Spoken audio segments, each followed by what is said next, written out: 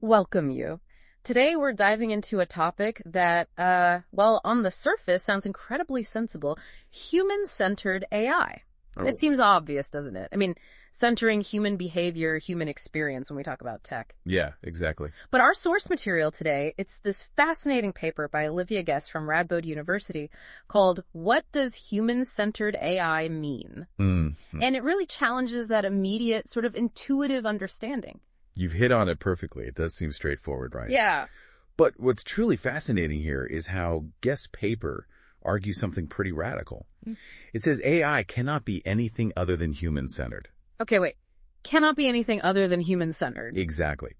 The real issue, the paper contends, is that our understanding of that relationship is often, well, Distorted. it slows down critical engagement. It even sort of perverts cognitive science in some ways. Yeah. So our mission today is basically to pull back the curtain on AI, strip away the mystique, reveal the often hidden human effort, the cognition that's behind it all. We're going to try and de-fetishize AI, if you will, De-fetishise AI. I like that. and truly look the human in the loop directly in the eyes. That's a striking opening argument because, many of us feel like we're living at this unique peak, this sort of zenith of civilization, constantly disconnected from the past, especially with all the new AI developments. Right, that feeling of constant acceleration. Yeah, our source even mentions AI students feeling their knowledge has sell-by dates, like it expires really fast. It's a critical point, because if we connect this to the bigger picture, this whole notion of condensed time, this feeling that tech change is accelerating so fast, the past is irrelevant, it's actually been a recurring theme. Really? For how long? For over 7 decades. Think about it. Wiener, way back in 1948, 1950, was already talking about the ultra-rapid computing machine as a metaphor for speed. Wow, okay. Then Hughes, in 1985, noted how old could mean, like last month's computer model. Right, I remember that feeling. And Hamilton, in 1998, detailed this pervasive sense of just dizzying speed. So, okay, if this feeling of unique, rapid change has been going on for decades, Yeah. then it completely undermines its own premise. It's not unique at all. Exactly. The paper suggests we need to uncondense time, see these historical patterns, Right. and radically center the human, rather than just getting caught up in the ultra-rapid computing machine. This makes me wonder then, before the paper gives its own definition, how does it describe what most people think human-centered AI means today, like the common view? That's a crucial setup for the paper's core argument, yeah, because it highlights what it's pushing against. Okay. You see, current ideas about human-centered AI, or HCAI, you find them in sources like Andy J. Wills, Yvonne Rogers, IBM, even the EU. They generally weave together about 4 common themes. 4 themes, okay. What are they? First, there's the focus on AI supporting or enhancing human skills, ideally without displacing people or violating fundamental rights. Right, the helpful AI idea. Second, they talk about putting human-aligned values into systems, things like explainability, transparency. Makes sense. Third, there's a strong focus on human behavior as a benchmark, like striving for human-level performance. Okay, comparing AI to us. And fourth, they often involve using methods from psychology or behavioral science to study these AI systems as if, and this is key, as if they were on equal footing with humans, epistemically speaking. Okay, yeah, that all sounds pretty reasonable, right? That's kind of what I thought it meant. Exactly. But here's where it gets really interesting, you said, because the paper just flips this whole understanding around. Completely turns it on its head. It argues AI is human-centric not because it acts like us or is designed to be like us, Right. but because it needs a ghost in the machine, often a hidden human in the loop. Precisely. A literally obfuscated human. The paper claims AI is humans, albeit in fetishized, obfuscated forms, essentially hiding human cognitive labor behind what it calls a technological veil. That's a bold claim. So how does the paper then propose we should actually understand AI differently, if not like that? It's a powerful shift in perspective, yeah, to help us really see what AI is and its relationship with human cognition, including, how much of that labor obfuscation, that hidden human work is going on. Right. The paper presents this 2-step radical redefinition. Okay, 2 steps. What's the first one? The first step is what the paper calls full-blown deflation. Full-blown deflation. Okay, what does that mean we're actually doing? Essentially, it's about stripping away all the hype, all the mystique, and asking a surprisingly simple question. Which is? Does this technology exist in a relationship with human cognition such that the artifact appears to perform some aspect of a cognitive capacity. Appears to perform, okay. If the answer is yes, then according to this paper, bingo, it's AI. That's really broad. It is a very broad net. It covers everything from algorithms and systems on the machine side to human abilities, cognition, labor on the human side. It's deflating the grand idea of AI down to its core, that relationship with human thought. Okay, so we ask that question, we deflate it. If the answer is yes, what's the next step? If we affirm that relationship exists, then we move to step 2. Reinflation. Reinflation, okay. And here, we characterize that specific relationship. We sort it into one of 3 types. Though, importantly, they're not mutually exclusive. A technology could potentially fit into more than one, depending on context. Got it. So what's the first type? The first is enhancement. This one's seen as beneficial. Enhancement. This is where the technology leads to actual reskilling in humans. There's minimal labor obfuscation. It's pretty clear what the human and the tool are doing, and the human equivalence is described as different. Different. The tool helps you do something cognitive differently, maybe better, but it doesn't just replace a skill you already had. The classic example is the abacus. Oh, the abacus, okay. Yeah. It's AI in this sense because it helps with calculation, right? Right. But it actually enhances your mental arithmetic skills. You learn to manipulate the bees. Right, you visualize it. Exactly. And your mental math improves. And crucially, the abacus can't do anything without the abacist, the person using it. That makes a lot of sense. Clear enhancement. So what's the second type of relationship? The second is replacement. This one's typically seen as neutral. Replacement, neutral. Okay. Here, the tech leads to human cognition being pretty much unaffected, or existing human skills are just maintained. Again, minimal labor obfuscation. And the human equivalence here is worse or same. Worse or same? How so? Well, think of an adult using a calculator for basic math. Okay. It definitely speeds up their work, right? It replaces manual calculation. But it doesn't fundamentally change or improve their existing math skills, assuming they already have them. Right. It doesn't make me better at math inherently. Exactly. Yeah. Another example the paper uses is the alarm clock replacing the old knocker-upper profession. But what now? The knocker-upper. Literally, people whose job it was to go around tapping on windows with long sticks to wake people up for work. No way. Okay, so the alarm clock replaced them. Totally replaced that human role. But the alarm clock doesn't guarantee you wake up. You still have to hear it, decide to get up, turn it off. Human supervision, your action is still needed. Got it. So enhancement, replacement. What's the third type? This is the one that sounded a bit more concerning earlier. That's displacement. And yes, the paper characterizes this one as harmful. Displacement, harmful. Why? This is where the technology causes de-skilling in humans. So you lose abilities. And, importantly, it involves maximal labor obfuscation. Maximal obfuscation, meaning the hidden human work is most obscured here. Exactly. It's hardest to see the human role. And the human equivalence is described as no, or maybe just quantity, not quality. No, equivalence, or just quantity. Okay. What's the prime example here? A really powerful one the paper digs into is the digital computer's relationship with the original human computer. The human computer. You mean people who did calculations? Precisely. Let's dive into some of these specific examples from the paper. It groups them into these fascinating triplets to really show how these relationships play out. Okay, triplets. Let's hear them. The first triplet covers the ones we've sort of touched on. The abacus, the calculator, and the computer. Right. Abacus is enhancement AI, improves mental math. Yep. Calculator, for an adult, is replacement AI. Efficient, but doesn't improve your skills. Correct. But, and this is interesting, for a child who hasn't learned basic numeracy yet, using a calculator can be displacement AI. It can actually harm their skill development. Exactly, which is why schools often ban them in early grades. The context, the user's existing skill really matters. That's a great distinction. So, same tech, different relationship depending on the human side. Okay, what about the third part of this triplet? The computer. The human computer. So the human computers, these were often women. Think about the code breakers at Bletchley Park during WWII. Okay. Or figures like Katherine Johnson at NASA. These women performed incredibly complex, essential calculations. Absolutely essential work. Hugely skilled work.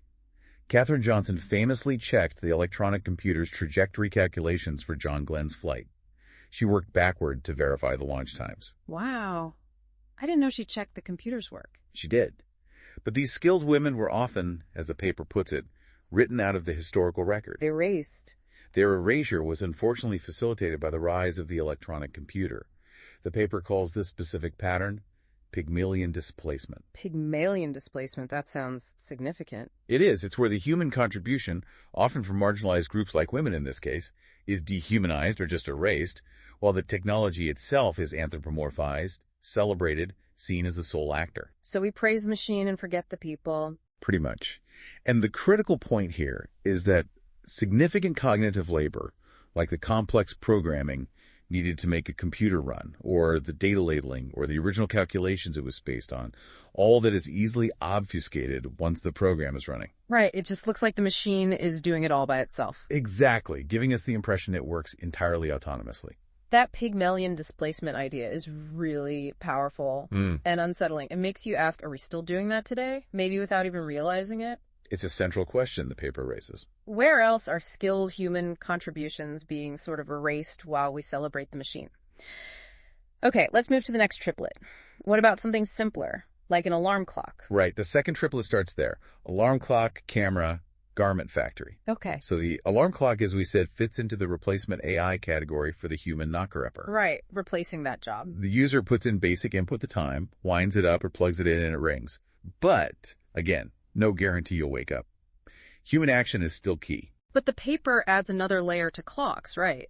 Something about control. Yeah, this is a subtle but important point. The history of clocks, mechanical timekeeping in general, shows they've often acted as hegemonic tools. Hegemonic, meaning dominant. Dominant, controlling us and our labor patterns, rather than purely serving us. The paper quotes someone saying, mechanical time is valuable as a means of coordination, but neither should be allowed to dominate people's lives as they do today. Huh. That's a fascinating perspective. Even simple tools can exert that kind of control. Okay, what about a camera? How does that fit? A camera is presented as a great example of enhancement AI, specifically for human vision. Enhancement? How so? It doesn't de-skill our ability to see. In fact, you could argue photographs enhance our memories, our ability to notice details, to perceive the world. Okay, yeah, I can see that. And the photographer, Yeah. you're still crucial. You frame the shot, make adjustments, bring your artistic eye, your intention to it. Right. The human is clearly in control, enhancing their vision. But the camera example also brings up the idea of the mechanical Turk. Ah, the fake chess machine. Exactly. That infamous 18th century automaton. Looked like it played chess on its own, but secretly there was a skilled chess player hidden inside. Right, the ultimate hidden human in the loop. It's a classic illustration of that concept, even if the hidden human isn't the direct user. It highlights that possibility of deception, of obfuscation. Okay. And building on that idea of hidden labor, where does the paper take us with the third part of this triplet? The garment factory versus, say, a traditional seamstress or tailor. This brings us to a clear and quite stark case of displacement AI. Displacement again. Harmful. Yes.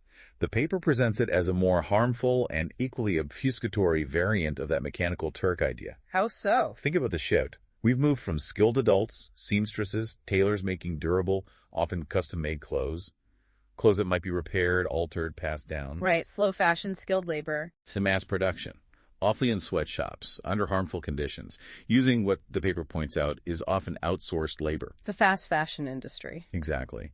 And for the consumer, the schools of mending, altering, maybe even basic sewing are largely abandoned. We become de-skilled in that area. Yeah, most people don't know how to mend clothes anymore. And this relationship involves maximal labor obfuscation. Meaning the true human costs, the harsh conditions, the low wages, the environmental impact, the actual people doing the work. It's almost completely hidden from us, the consumers. We just see the cheap t-shirt on the rack. We see the finished product. We don't see the people, the process, the true price being paid. And this hiddenness makes us accept, maybe even prefer, a lower quality product as the norm because we're disconnected from its real origins. That's a sobering thought. It really reframes fast fashion as a form of displacement AI with hidden labor. Okay.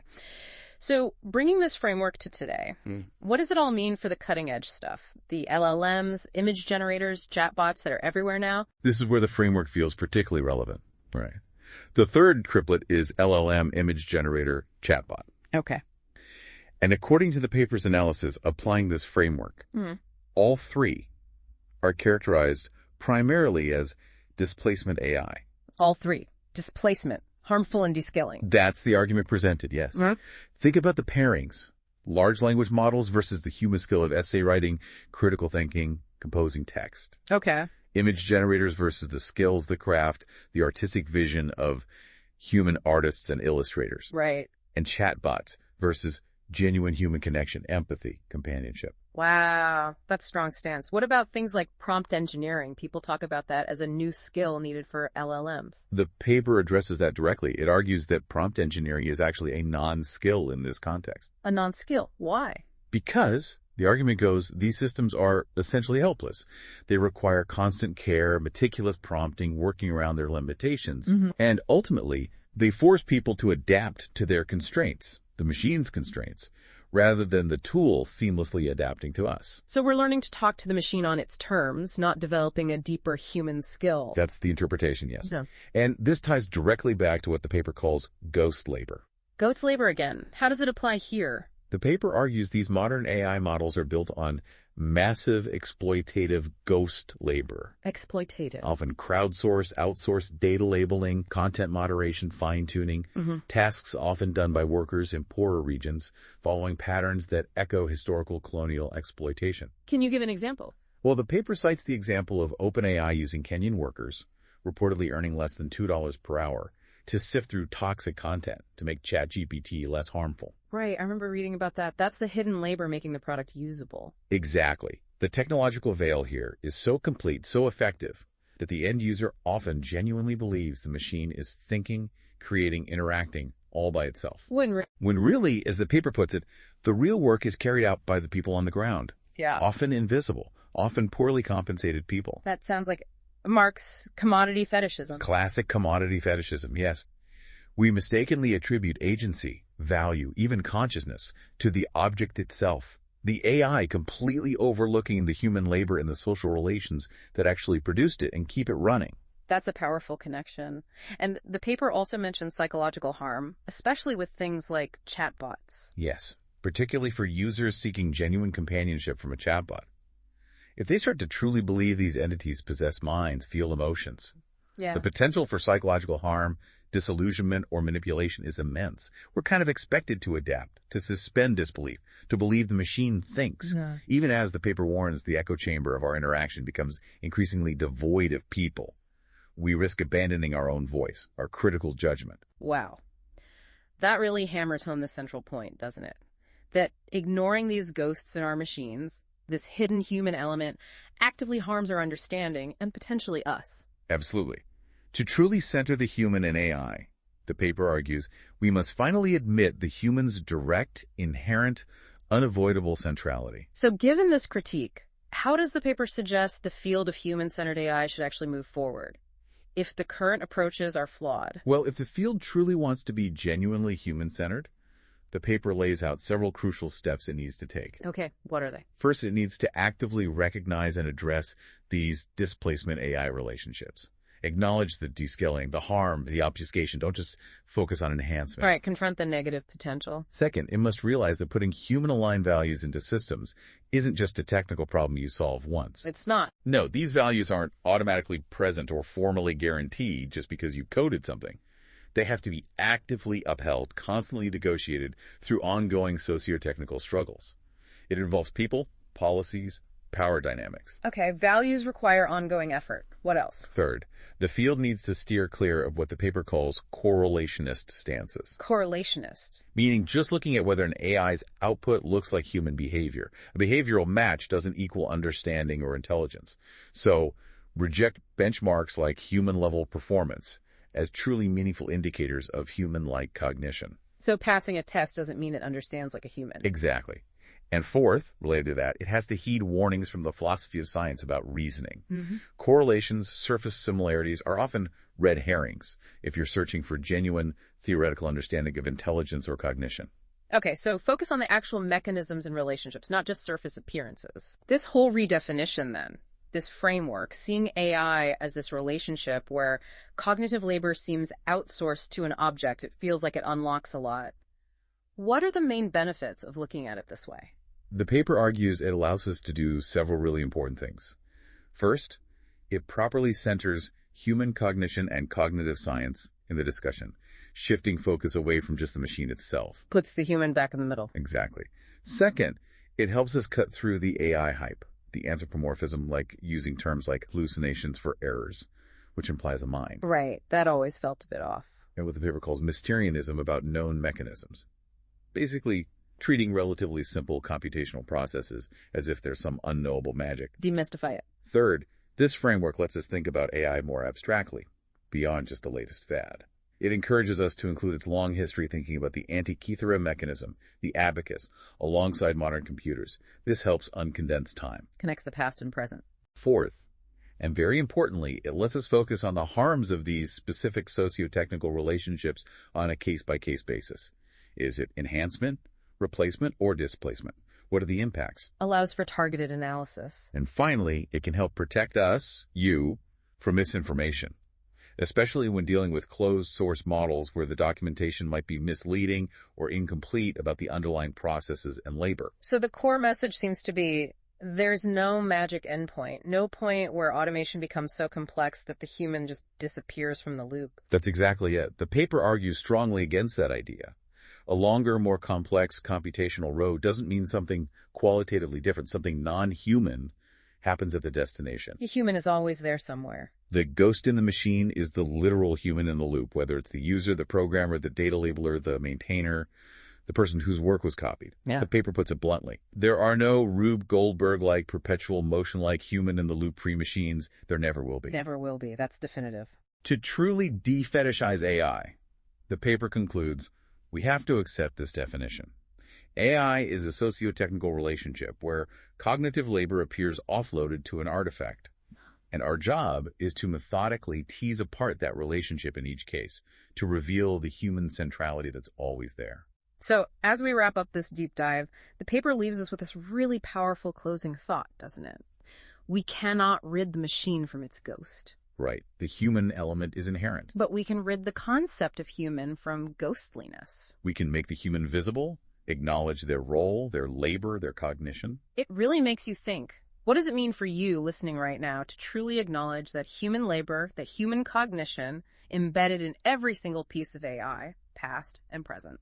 Yeah, and how does that understanding maybe fundamentally change your relationship with technology and your own place, your own agency in a world that's increasingly shaped by these systems? It's definitely a question worth pondering long after this deep dive ends.